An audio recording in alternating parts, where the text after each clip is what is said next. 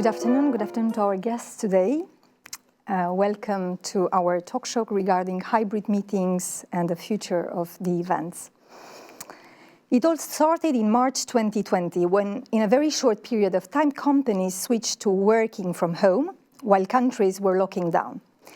It has been now 18 months since the way we organize meetings moved into the virtual space, and we all needed to adapt, whether going fully online or adopting hybrid meetings.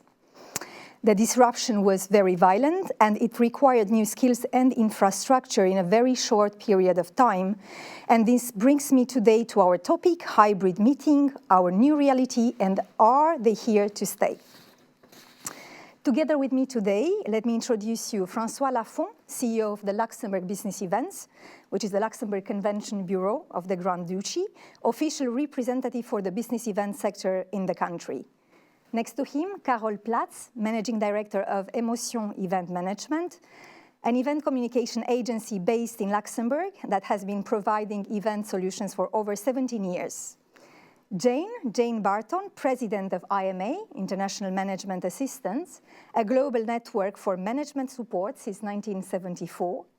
Stephanie Boer-Reicher, Head of Training and Event Organization at PricewaterhouseCoopers, that leads a team of event managers focusing on quality and efficiency. And Stephanie will share with us her experience regarding the transition towards digital events for the internal teams, but also for the company's international customers. And last but not least, Marc Molitor, CEO of Apex, Event and Audiovisual Technology, company founded by Marc in 1996, with a mission to gear your message across through sound and image.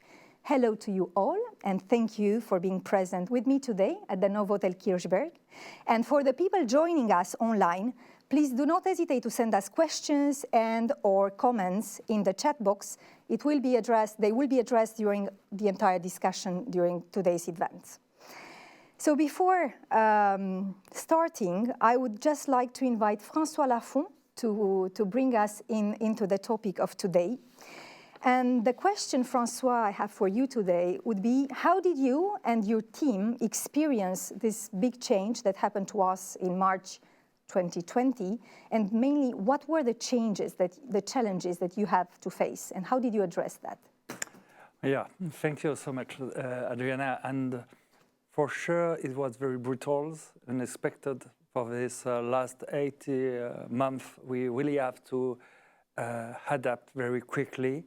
And basically, we have to adapt from long-term trends. That means that we need to be aware about digitalization to help clients and to help people, association to get in touch and to see how we could manage for the future and how we could, because just to have an idea for the international part, we have some assembly, we have to host some general assembly or something very, very strict, and we have to respect. And there was no contract for that, and usually this meeting was in person and not hybrid. So we really have to adapt all the tools, all the advice we had to them and to see how we could manage it. So the first things was really to be in touch with them and work closely with them, just to be there. Because at the beginning, okay, digitalization is there, but not so used. But now there's a lot of experts of Teams, Zoom, or something else. But at the beginning, it was very brand new.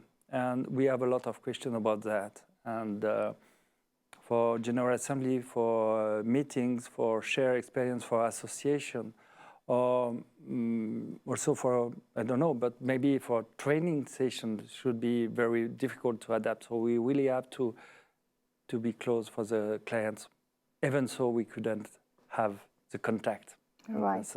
And this is a very interesting topic because on one side we are looking into the event market, but event market is very large. And that's where I will turn towards you, Stephanie.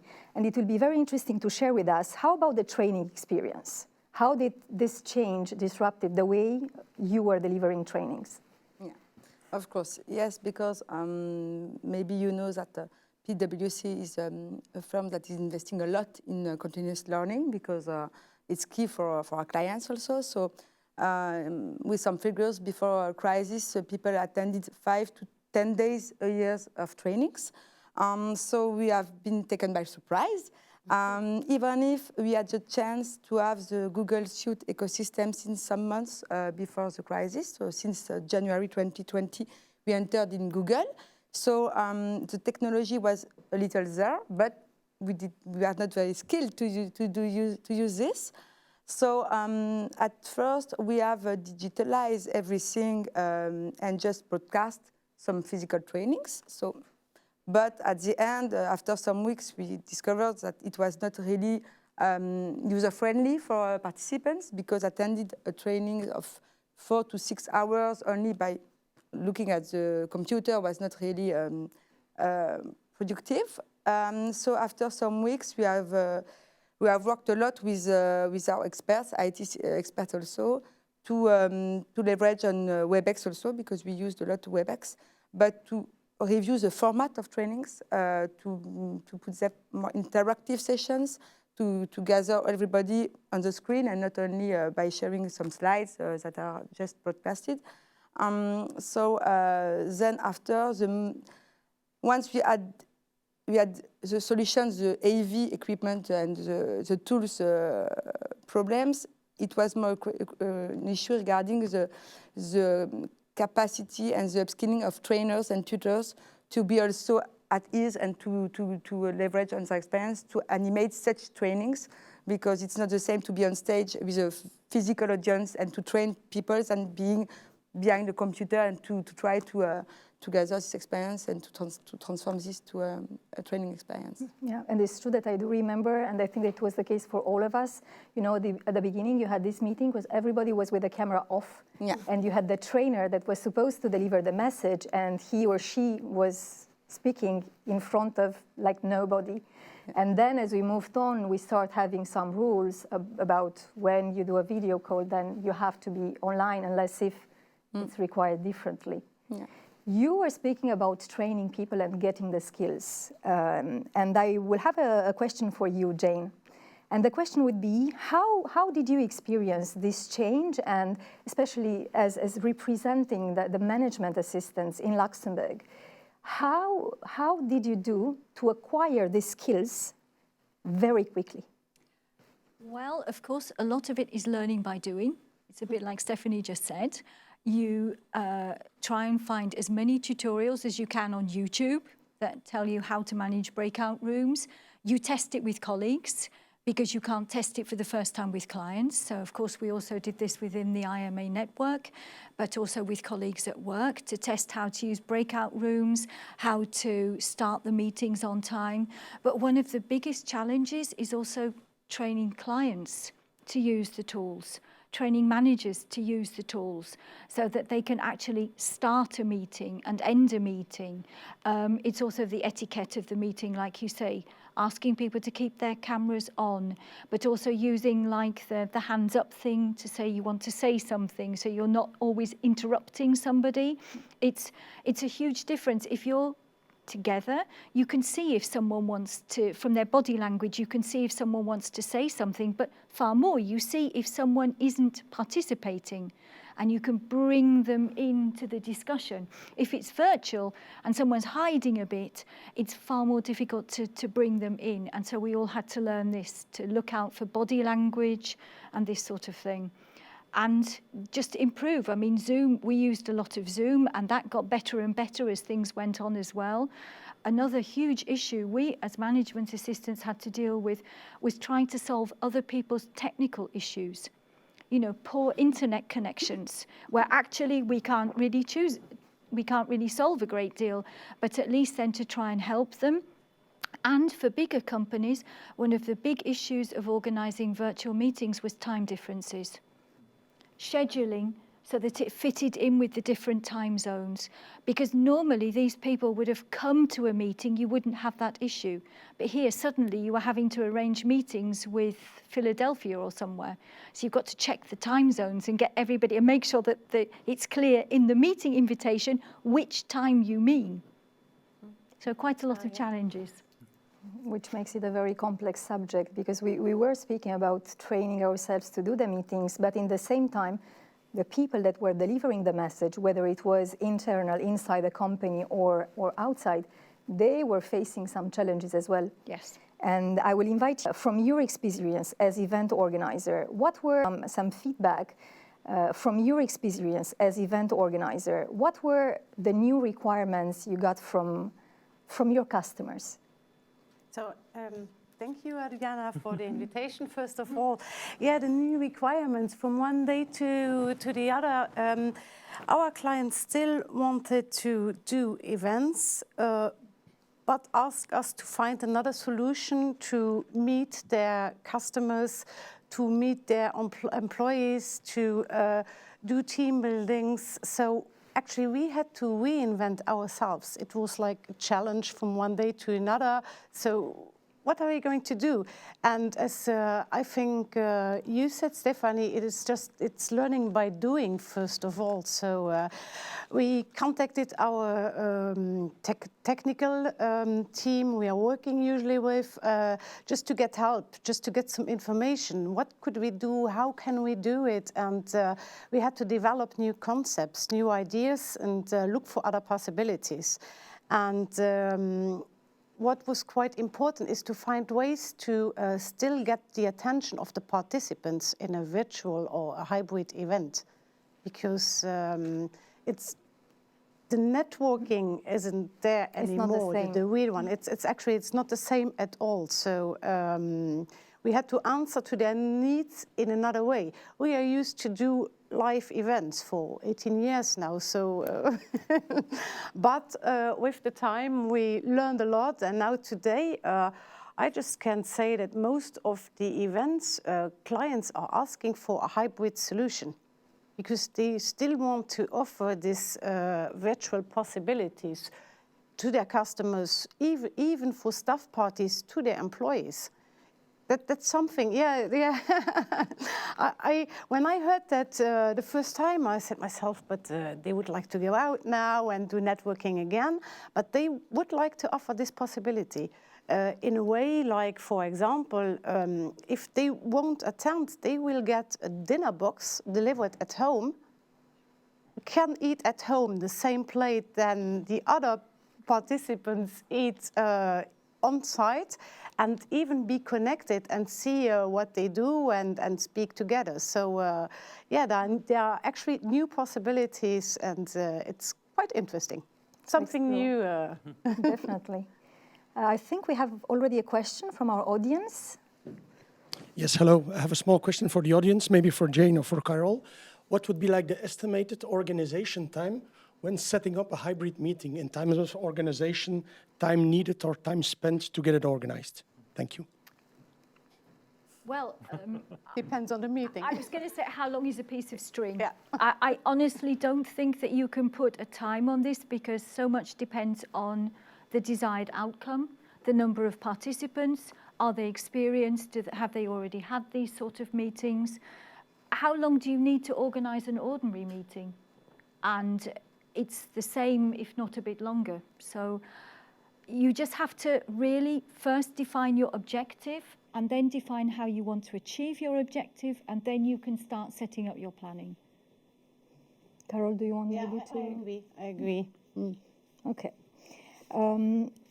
Mark, this time I'm coming to you as expert on the technology side of organizing hybrid events, not necessarily on the software part. We'll get back to that later. What were the consequences for your company of this change in our events market? Well, the first thing I can think of is that first customers came to us and wanted to do some kind of digital event, but they couldn't express themselves because the terminology was not set yet. So we put a lot of effort into this relation with our customers, trying to understand what they expected. Like, for example, I mean, there are customers who knew the terminology, but they didn't know exactly what it was. And there were customers who know the who didn't know the terminology, but they know what they wanted. So it was quite difficult to get that into one hood. And then, of course, we also had challenges with the training of our crews, because our crew was built out of a handful of people who were skilled to do digital events, and much more were needed. So we did internal trainings to get people ready for helping us out. And maybe also what we need to know is about the software and hardware platforms. Exactly. And that's why I would like to push it even further, because I know that we had this discussion together as well in organizing this kind of events for the clients. And people, when they think at technology and hardware, they think that it's a package in which you also have the platform, which is not the case, right, Mark? Exactly. So a lot of people would address you saying you provide everything, which is not exactly the case. Well, there are different platforms which are third-party platforms we don't manage, which you can use to host your event, transmit it. So we're doing the local part, and then there's somewhere in the cloud there's a service provider like Zoom or Teams or WebEx, for example, who will provide the distribution network. And so these kind of softwares, they changed enormously during the last 1.5 years. So we need to stay on top of the game, following all the updates, everything that was happening, because all the time features were added. And so people expected of us as a technical supplier to know about these things. And so we did our best to cope up, and that's about it. Yeah. Thank you. I think we have some more questions coming up.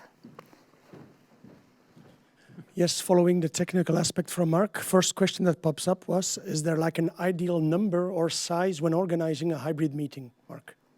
Size, well, concerning the number of attendees, there's no real limit. The limit is given by the software platform. For the rest, we can provide whatever is necessary. It's a very interesting topic, because regarding the number of people we have, and it's also connected to the discussion we had about platforms. You know, we say that this digital transition also created a kind of democratization of technology. People all of a sudden were able to do their own online calls, and it really had this impression that it's quite easy. But then when you have to organize a meeting for 500 people or 1,000 people, is there any difference? Can teams support that? Or what are the limits actually of the technology? And is it at the end that easy to reach? I think it's, with the existing tools, it's easy to reach the audience you're expecting to have. But it's more on the technical side, where you need a partner like a technical provider, which can put you in a situation where you look professional and where the result is in accordance with your company image. And it's of course, if you use your mobile phone to do a Zoom meeting, for example, well, as we all know, you're not in the best of presentations if you use those home available tools. Yeah. So we're there to help that. If I may just add something, I think that it's also dependent on the objective, once again, because you can organize an event for 500 people if you just want them to listen. But if it's really supposed to be interactive and you want people to learn something from this, just the mere fact that most people have a PC with a small screen and they can only see a few of the participants, and the take-home they'll have, the tendency perhaps to switch off.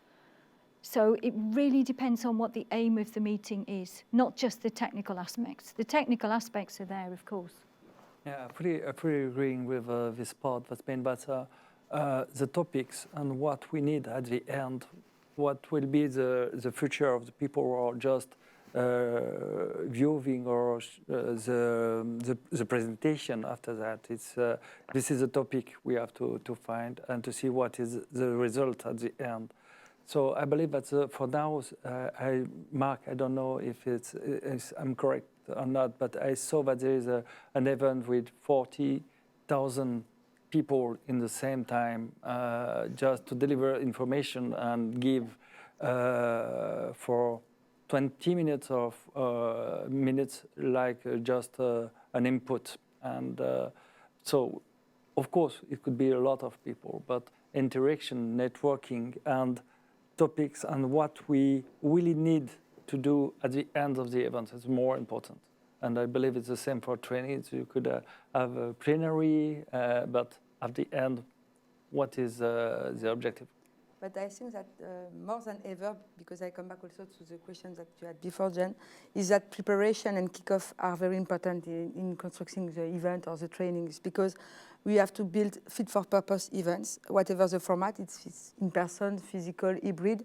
When we speak about hybrid, what is hybrid? The presenters, the audience, an audience that is partially there and partially in the virtual world. So I think that clearly we have to set the right event for the right purpose. And technology, regarding the technology, what we have, for example, encountered is when you have multi-speakers, some are there, some are maybe in Dubai, Shanghai, and something like that. For the signal, for example, technology speaking, it's very hard for us to gather all the signals, to have everybody at the same times that we can hear for the audience. So it's more this that is quite hard to deal with regarding speakers. And for the audience, I think that we really have to think about interactivity and what is really the purpose and the objective of the training, the meetings or the events, and to maybe think about that before finding the AV or the format that you want to deliver. Right. And for at the time being, my event program manager and coordinator are more spending a lot of time to build with the sponsor or the client the events they want to, the objective, to find the right format and the right way to deliver this. And more than ever, I think. Yeah, but for now, I really believe that technology, and Mark, I believe you're agreeing, that technology is there, and we could have answer for every topics and every requirements. And then, yes, we really have to focus on the topic and what will be at the end. I think we have a new question. Yes, and the second question that we had, that was, do we see a specific trend in a hybrid meeting? Is there a hybrid meeting, some kind of that really pops out now at this time? Or is it like a whole mixture of different kinds of setups? Thank you. I would say that it is like a whole mixture for the moment, because we have this B2B conferences, meetings, but also, as I said before, staff parties where they want a digital part or digital possibility. Then we have a lot of team building. So no, it's a whole mixture between different events. Also, a period of time in which everybody is in a kind of experimental mood, trying to see how it can go. Francois, you were sharing with us the wine tasting experience online. Can you develop a bit to share with our audience as well? Yeah, sure. It was just to bring back to the context. We done an event, an international event with 5 different hubs around the world. It was in November, last November, and it was in hybrid form. That means there is some people in the rooms and people, speakers, a few, because it was in November, and we have to cancel a lot of people who were registered before. So that's done, and we were frustrated a little bit. It was a big frustration to don't have people there, and so we organized a wine tasting. That means that we really want to keep in touch with clients, with associations. And we sent to every people who registered and want to have this wine tasting. We sent some bottle of wine, of the Moselle wine, the the best wine in the world. And yes, of course. and then we have we have a sommelier in Luxembourg, and we share experience. And it was a very great experience because we sent around 86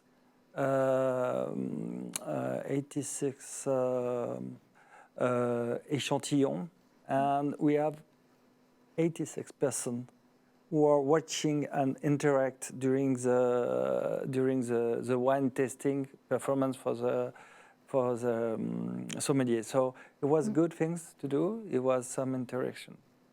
But just to come back a little bit before, I believe that people need to have in-person and to have physical physical interaction, network.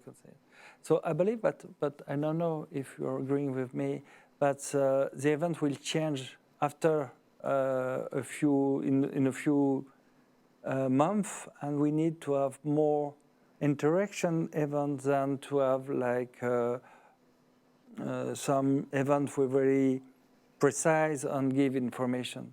When you have a sales meeting, but maybe you will have digital meetings, and then after, if you have a sales team to have a meeting, you need to be there in person and not.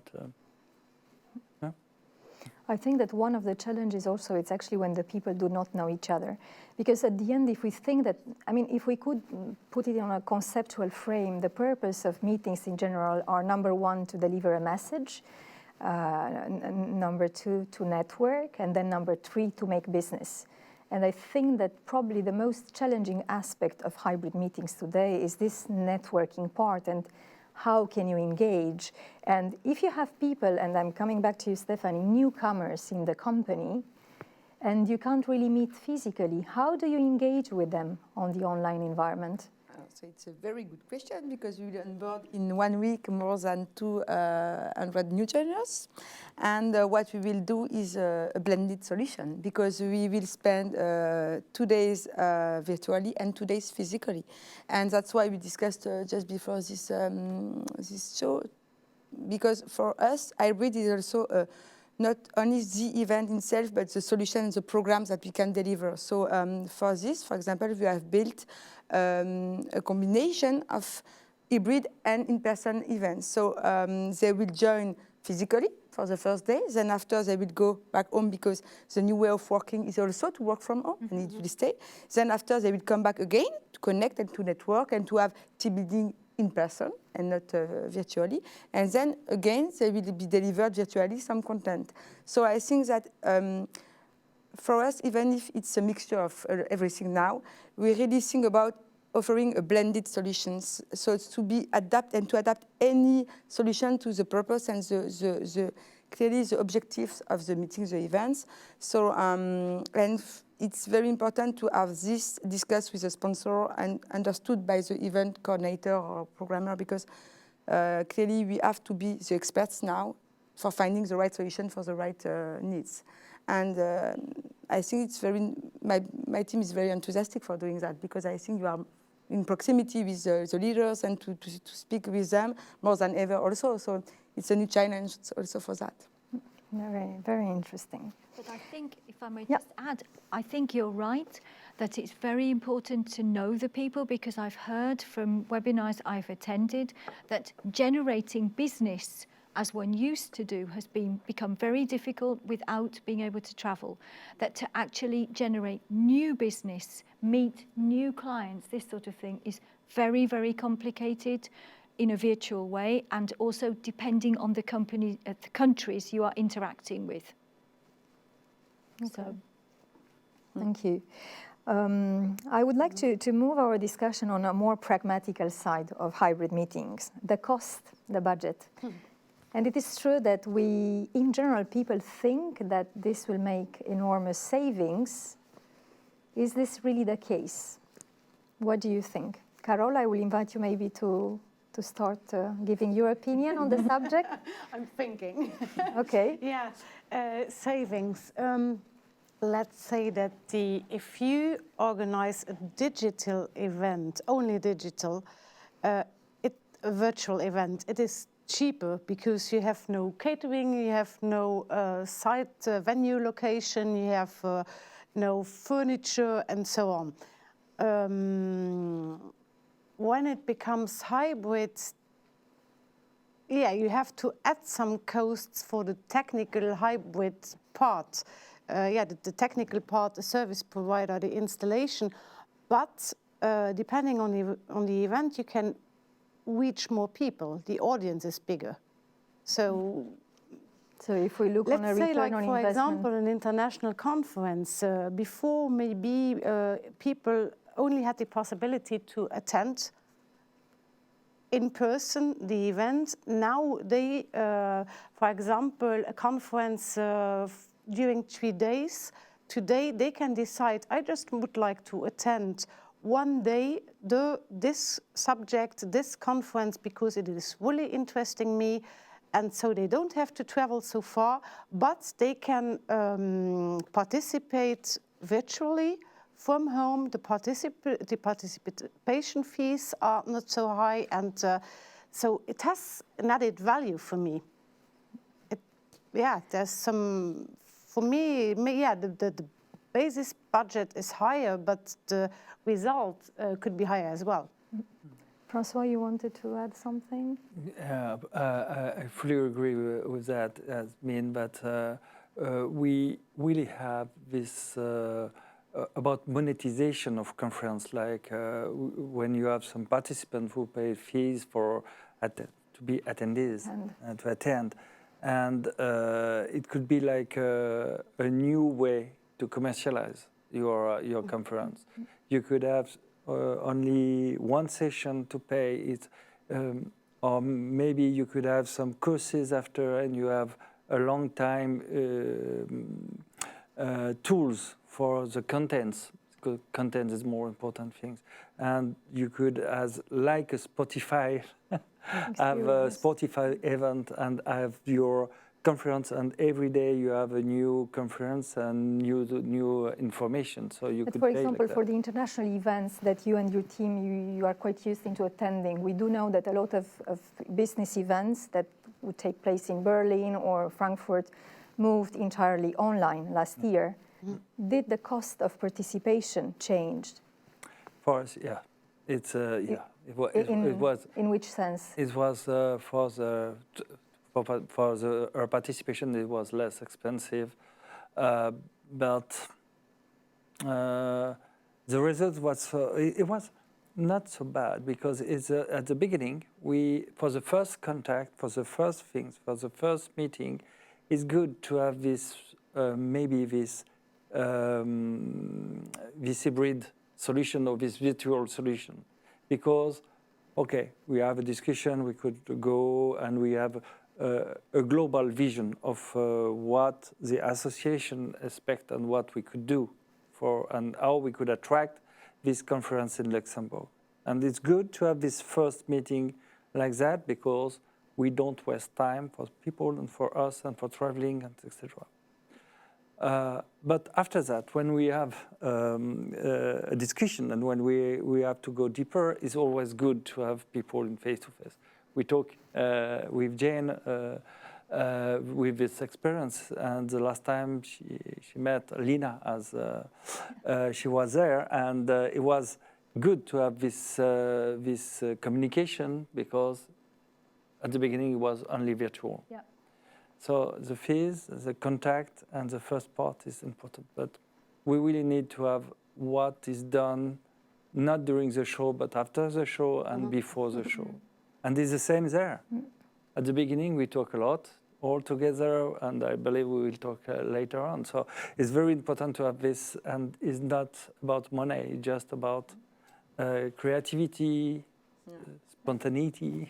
Experience. And if I can just add something, is that in fact with the virtual events there is no before and no after. So that's very missing in some events. And regarding cost, yes, logistical costs have decreased because you do not have a venue, catering and something like that.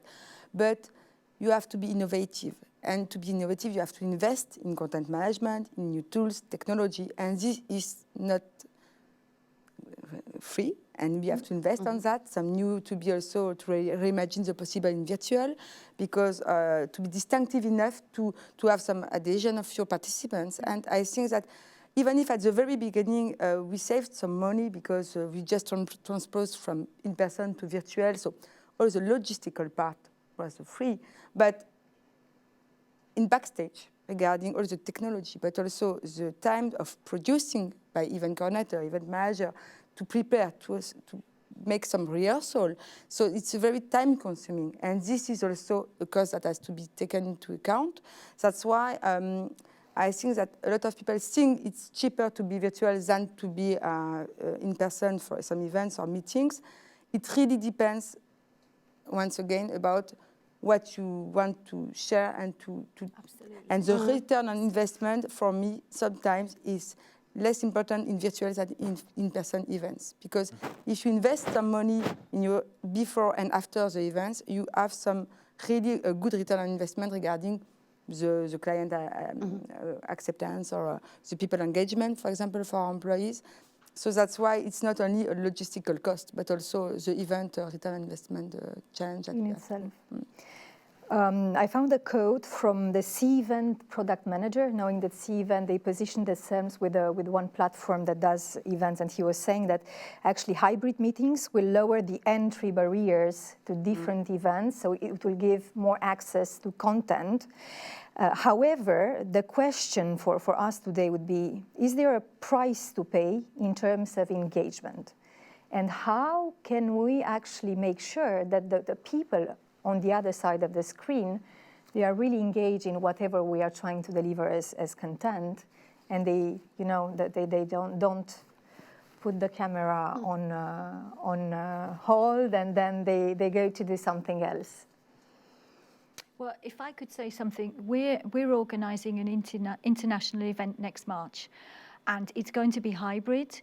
We're hoping that there will be a lot of participants because it's going to be the first presence event in 2 years, but we have members all over the world. So for some of them, it will definitely be interesting to attend a hybrid part of the event because they won't have to travel.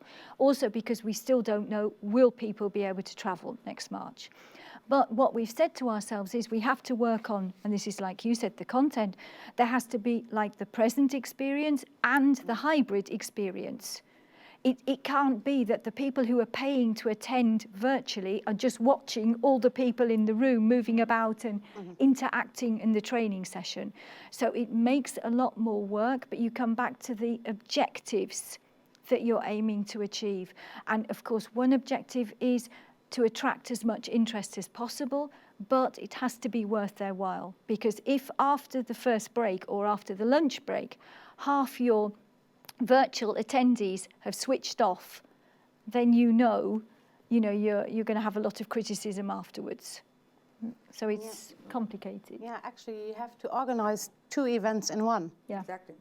That's the thing. You have to think about 2 different audiences. We, for example, last year we did a hybrid conference, and for the audience at home, the virtually one, we organized during the breaks some activities. So for lunchtime, when the others went to lunch, we proposed a cooking show where someone cooked a local product, not to lose the audience. Yeah. Did it work? I hope so. But yeah, that's what you have to try actually. Yeah, and for this week, for example, we also will organize an event, an hybrid one, and there will be the plenary. So plenary session will be podcasted, so people can attend virtually. But after, for the breakout, we will split, in fact, the audience that is virtual and the in-person ones, and we will not mix. So we will propose some team building for the ones that are in virtuals and for the ones that are in person, because if you mix, it's a nonsense. So that's why you have to duplicate the effort to organize that simultaneously in the same event. These two ways of making interactivities and team building. So we will do that this week also. We'll have a try. learning by doing. Yeah, exactly. And also about that, it's not the same timing when we are in front of your computer at home or in front of your smartphone when you attend the conference from hybrid and when you are inside the room. So it's very difficult because 20 minutes or 40 minutes it's enough for when you are at home. And because in front of your computer, it could be very difficult to be concentrate. And in a room like that, is more. You have more time. You have to. Something is going, and the feeling is not the same. So, yes, it's very difficult to organize, to have this meeting, and to have two meetings in one. Yeah. Indeed. If I might add, from my point of view, is also the challenge is to keep people on the screen. And one of the points that is important to keep people on the screen is, of course, that the sound is crisp and that people are well lit, and that's the effort for watching on the screen is not big, because otherwise you get quickly tired and then switch off to something else. The attention span it's Exactly. wider, which means also that in terms of content, you have to concentrate, because when you do a full day event, it's okay, but then you can't really do a full day event on online. Or if yes, then I guess you really have to work hard to make sure that people are engaged. Yeah. What do you think people prefer actually? From the feedback you had from clients, internal staff? Live events. Again, I think it depends on what you're aiming to achieve, really, because there are a lot of meetings that you can hold virtually with no problem because you don't have to get in your car and drive there. The outcome is just as good as if you had actually gone to meet them, so there's no problem. There are other meetings, anything I think that's creative, innovative, you benefit from interaction. It's the chemistry of the people in the room, and it's just having this sudden flash of inspiration, which you might not have because you were in this virtual meeting and you just happened to be looking at your phone at that moment. You know, you're more present if you're trying to be innovative. You're more present if you're in a room together. You don't get sidetracked. I really believe also that this is the topics, the contents, and what you want to have at the end as attendees, what you want to have at the end. If you want to have 40 minutes or 20 minutes for a YouTube learning session for hybrid events, you will be perfect in front of your, you don't need to go to some training session in person. But if you want to do that, after that, if you want to practice, you need to be in person and have some people just close you, or to have some technical person just close explain you. So I believe it's really depending on the topic. So there is no preference for hybrid from my point of view or live event, but it's really depending on the topics. It's not, we see that.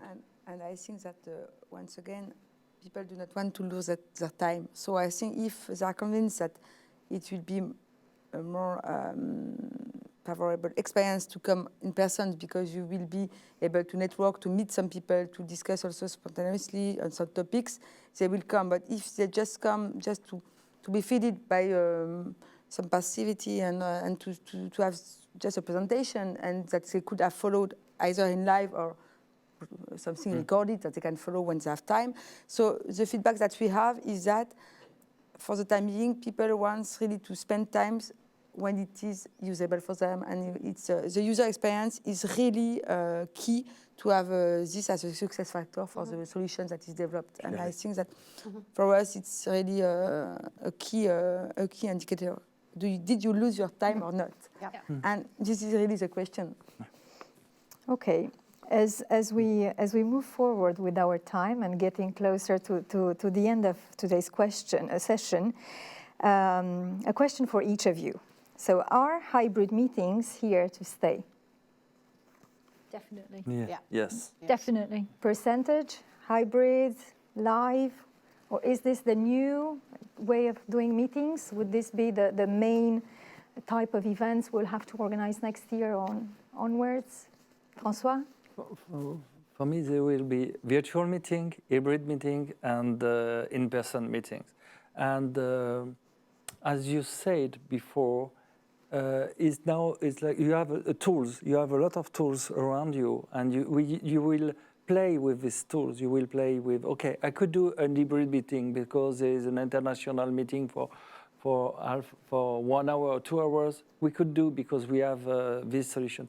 Or we could create a virtual meeting for just this point. And no, we need to be in reality, so we need to have in-person meetings. So it's just new tools and new solutions for organizer, and we have to consider for that. So it will be more meetings and always in-person meetings and maybe different meetings.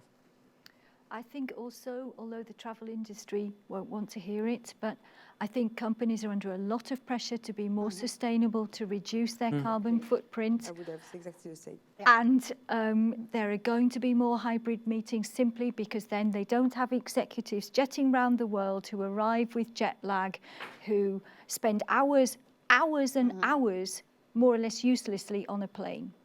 And I think from this aspect, they're here to stay. They're definitely here to stay, even with any disadvantages there may be. But it's like you say, we've tried it, we found it can work, so why not carry on? And then, but always bearing the objective in mind. For some board meetings, it's essential that the people come together, even if they have to sit in a plane for 12 hours. But for other things, well, is it really essential that they do this trip 4 times a year? Fully agree with Jen. Absolutely, yeah. I think we have a question from the audience. Yes, thank you. The question would be, would the companies take advantage of the context to keep the meetings online in order to reduce costs? So I think here the question it's probably from someone that would like to go back to live meetings, but maybe from cost perspective. What do you think? Would companies? I keep saying this, but it depends on the outcome. Yeah. Any meeting, if you schedule a meeting, if it's worth having the meeting, it's because you want the outcome. And there's no point, it doesn't matter how much or how little it costs your time. And if it's not worth spending an hour in that meeting, you don't need the meeting, whether it's free or not. But a lot of meetings, the cost, the return on investment is measurable. And so whether it's online or presence, you've got to think of what your objective is and then assess, have I got the budget for it? Yeah, really thinking about what will be the return of investment of what you organize and what you want. And this is not a question of cost. It's just a question of what you will have at the end. Which message? Is the message is very perfect and go to every attendees, or there's a message and the networking is good and there's something, a chemistry create after that, and it's good and you have a good feedback, a good return of investment. Or if you spend not a lot of money and you use your computer to do a team meetings or Zoom meetings and you have nothing at the end, maybe the cost with the time consuming is more. Yeah. And we do have also to look at the market exhaustion of these people are quite fed up with virtual meetings and virtual training. So I really agree with Jane, and I think that we really have to focus on this, because if you organize a virtual meeting, the audience is nearly 2 to 10 people, whereas you have sent maybe 100 of invitation.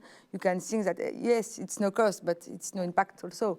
Yeah. So if sometimes it's more investing in some hybrid of in-person events to catch the right audience at the right place. And that's why really it's not only a question of cost, but it's on return on investment. What are you targeting and what are you getting back? Exactly. And also we shouldn't forget, it's not always what happens in the meeting, it's what happens before and after the meeting that counts. No. These chance encounters, someone's getting a coffee and they talk to somebody else where they wouldn't perhaps otherwise, and they definitely wouldn't have spoken to them in a virtual context, and this can have an immeasurable value. With the experience you have accumulated so far in your respective jobs, what would you advise, some tips to share with our auditors for those that are in the same situation as each of us, organizing hybrid events? What takeaway they should take? Maybe I have one that we have implemented within the team, is that at the very beginning we have clearly set 10 questions to ask, a checklist of 10 questions to ask to the sponsor or the partners we are working with, to clearly set all the objectives of the events. And I think that getting in touch with them and to be fixed about the results and the outputs that are expected is really a must-have now. So I would advise you to have a kind of list of 5 to 10 questions to ask each time that you have to organize something, to be sure that you are choosing the right solution or the right type of meetings. This is a tip that we have developed in the team at the very beginning. And also meeting etiquette, that you have, for example, everybody has their cameras on, so that you've really got, you've got this visual aspect that you have, if someone wants to speak, that they raise their hand, or you can write messages, questions in the chat, this sort of thing, that you clarify from the outset how people are going to attend the meeting. Because if a lot of the cameras are off and you feel that people are looking at their telephones, you feel disenchanted. You think, why am I bothering to talk to these people? So it's a question. You wouldn't do it in a real meeting either. So it's a question. And also, I'm sorry, I don't understand people attending virtual meetings in pajamas. If you're working, get dressed. It's all part of it. It's a mindset. You get up, you get ready for work, and you're not in your pajamas. Okay, I think we have some questions before our time runs out. Yes, we have like a more or less general question, which might be responded, I think, by everybody. What is like, if you think about hybrid meetings, what would be, in one word, the biggest advantage for you? Biggest advantage. Not having to travel. Yes. Sorry. Yeah, seen in Time that saving. way, yeah. Yeah. And, The gain of time. and larger audience. Sustainability. Yeah. Well, thank you very much to all of you. And also thank you to our audience. So to summarize, the purpose of this event today was to share the knowledge and experience accumulated by our guest speakers in the past, and also to share these insights with those of you that need to organize events in the future. And I'd like to particularly thank today Apex, Event and Audiovisual Technology, and also to the Novotel Kirchberg that were partners for this event. And to invite you to contact our teams. You will have on the screen the contact details if you need or want to organize similar events like the one that we do today. We are here for that. Thank you very much. The content will also be available. It will be recorded. It will be available online for all those that did not attend the meeting today. And with this being said, thank you all and have a nice afternoon.